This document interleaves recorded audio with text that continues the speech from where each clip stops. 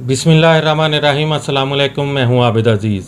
आज doctor एक्विक Germany की जिस होम्योपैथिक मेडिसिन को मैं डिस्क्राइब करूंगा उसको R35 यानी कि R35 कहा जाता है और जिसको आमतौर पर चैडोंटिन के नाम से जाना जाता है।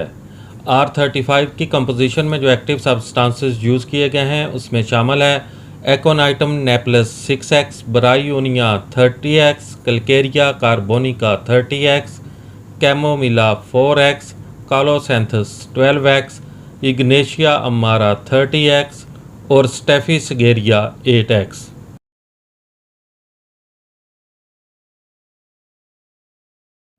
R35 को दांत के दर्द और दूसरी तकलीफ़ों के लिए इस्तेमाल किया जाता है। बच्चों और बड़ों में दांत का तकलीफ़ से निकलना, दांत में शदीद दर्द होना, दांत देर से निकलना, अकल दाढ़ का निकलना, बच्चों के दांतों की तकालीफ, हड्डियों की इन्फेक्शन, दांतों का फटना, दांतों की इन्फेक्शन, दांतों का ख़राब हो जाना, बैरूनी चोट के लगने से दांत का दर्द या दांत का नुकसान वगैरह, बुखार, सर दर्द, सूजन, तेज़ और झुर्रियों का दर्द वगैरह, ठंडे मशरूबात की वजह से दांत का दर्द, खाना खाते हुए दांत में दर्द होना, मीठा खाना, नापसंदीदा मादे को काटना, दांतों पर दबाव वगैरह की वजह से होने वाले दांत के दर्द में R35 का इस्तेमाल मौजू और मुफीद है।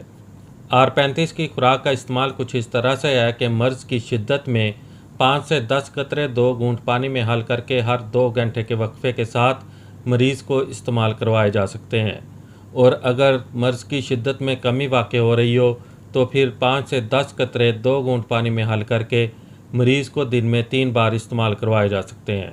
R35 आपको बाज़ार से 22 ml की पैकिंग में बआसानी दस्तयाब हो सकती है।